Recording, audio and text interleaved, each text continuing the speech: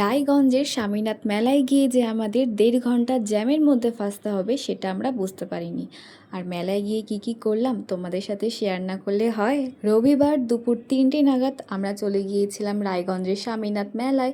তো মেলায় পৌঁছে প্রথমে ঠাকুর দর্শন করে নিলাম, তারপরে চলে গিয়েছিলাম মেলা ঘোরার জন্য। আমি এই প্রথমবার মেলায় গিয়েছি। এর আগে অনেকের মুখে শুনেছি যে মেলাটা নাকি খুব বড় হয়, অনেক বড় জায়গা জুড়ে হয়, অনেক ভিড় হয়। তো আমার অনেক দিনেরই ইচ্ছা ছিল মেলায় যাওয়ার, আর সত্যি খুব ভিড় হয়, খুব ভিড় হয়। তো মেলায় গিয়ে প্রথমে ঠাকুর দর্শন করে নিলাম, তারপরে মেলা ঘুরতে বেরিয়ে পড়লাম।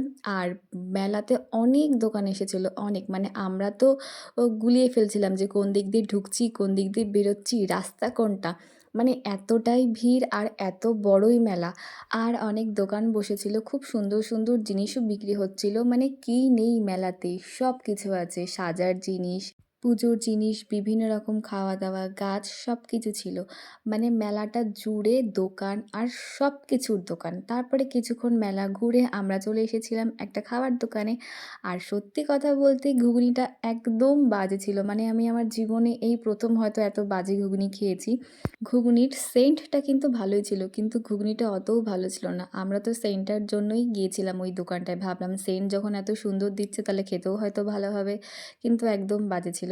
তারপরে সেখানে খেয়ে আমরা এদিকে নাগরদোলার এদিকে চলে এসেছিলাম।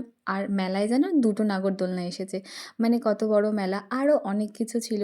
আচ্ছা, তোমরা কে নাগরদোলনায় চড়তে পারো? সত্যি কথা বলতে তো আমি কোনোদিনও নাগরদোলনায় উঠিনি, আর উঠতেও চাই না। আমার কেমন জানি ভয় লাগে, ভাবি আমি যদি উঠি তাহলে হয়তো আমি শেষ, তাই সেই ভয়ে ভয়ে আমি আর উঠি না। আর এখানে লটারি খেলা উঠছিল, আমিও টিকিট কেটেছিলাম কিন্তু কিছুই পাইনি। তারপরে সেখান থেকে চলে গিয়েছিলাম এই যে, এটাকে কি বলে আমি জানি না, যাই হোক বেলুন ফাটাতে। তো প্রথমে তো আমি ভয় পাচ্ছিলাম, তারপরে আমাকে দেখিয়ে দিল একজন, তারপরে আমি 2টো বেলুন ফাটিয়েছিলাম। আর এটাও আমার দেখে খেলার ইচ্ছা করছিল, কিন্তু দেখো 2টো নিয়েছিলাম, 10 টাকার 2টো, 5 টাকা 5 টাকা করে। প্রথমটা তো আমি ফেলতেই পারিনি, তারপরে যেটা ফেলেছি ওটাও কোনো কিছুতে আর পড়েনি। তারপরে আমরা চলে এসেছিলাম মেলার অন্য একটা সাইডে।